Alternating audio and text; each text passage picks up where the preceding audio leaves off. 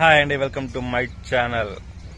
నా వీడియో నచ్చితే లైక్ చేయండి, డిస్లైక్ చేయండి, సబ్స్క్రైబ్ చేయకుండా పోకండి. Let's go to the Bigg Boss season 8.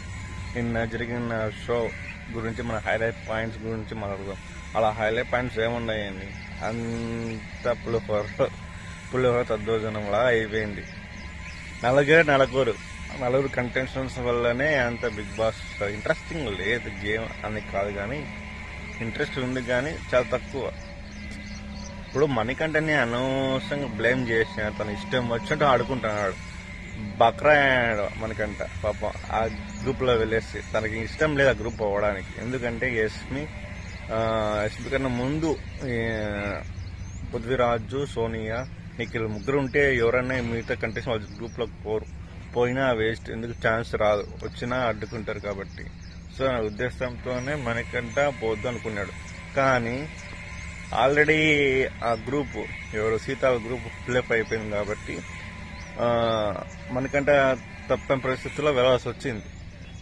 అది సీత ఏం తప్పు చేసింది? ఫస్ట్ షాప్ చేసుకోవడానికి ఇష్టపడాల. మరి లాస్ట్లో ఎవరు పేరణానికి వెళ్ళడానికి తను కూడా ఇష్టం లేదు, సీత షాప్ చేయలే. కానీ యశ్వి చూసినవా దొంగ నాటకాలు ఆడుతుంటారు. యశ్మి అసలు బిగ్ బాస్ సీజన్ 8లో. సో మొత్తానికి మణికంఠని బక్రా చేసి ఇష్టం వచ్చి ఆడుకున్నారు సోనియా, యశ్మి, పృథ్వీరాజు, నిఖిల్. అసలు నిఖిల్ ధైర్యంగా పోరాడి గెలిచాలి గేమ్ని. అసలు అటుపక్క సీత గేమ్ని వాళ్ళ అసలు ఏం చెప్పారు బిగ్ బాస్, అనవరు సరిగా వీక్ ఉన్న వాళ్ళు తీసేయమని చెప్పారు.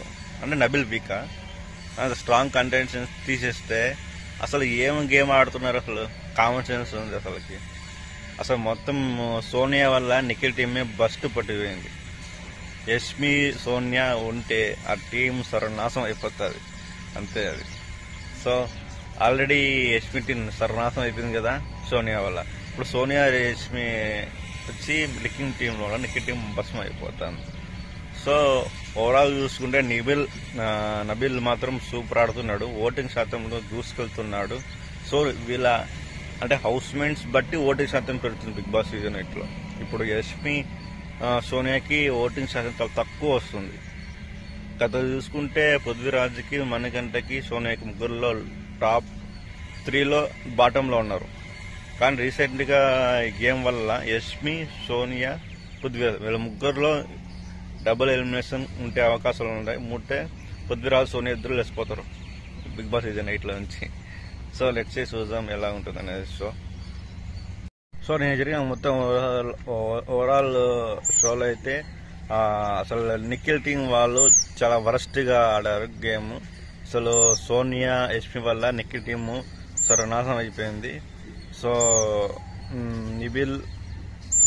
నబిల్ తర్వాత మణికంఠ వీళ్ళిద్దరూ నిన్న జరిగిన షోలో కొంచెం సింపతి హైలైట్స్ అయ్యారు. ఎందుకంటే వాళ్ళు చేసిన పనికి, వాళ్ళు చేసిన పని, టీమ్ చేసిన పని వీళ్ళిద్దరికి బెనిఫిట్స్ అయింది. బెనిఫిట్ అయ్యి ఓటింగ్ శాతం కూడా పెరిగింది నిబిల్కి, తర్వాత మణికంఠకి. సో ఈ వీకెండ్ మొత్తం అదే వైల్డ్ కార్డ్ ఎంట్రీ గేమ్ పూర్తయిపోయింది. పూర్తయిపోయినాక 9 మంది వైల్డ్ కార్డ్ ఎంట్రీ వాళ్ళు వస్తున్నారని బిగ్ బాస్ సీజన్ అనౌన్స్ చేస్తారు. సో ఎవరు వస్తున్నారు, ఎవరు రావట్లేదని నెక్స్ట్ వీడియోలో మనం డిస్కస్ చేద్దాం. ఓవరాల్ గా కొత్త వారు వచ్చేటప్పుడే ఇంట్రెస్ట్ వస్తుంది. సో ఈ షో ఇప్పుడున్న కంటెస్టెంట్స్ ఇంట్రెస్టే లేదు.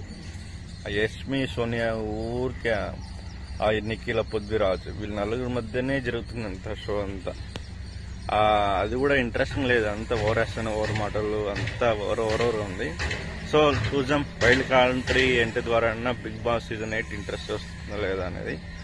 సో మొత్తానికి నా వీడియో నచ్చితే లైక్ చేయండి. Thank you for watching my video. Please support me. Thanks.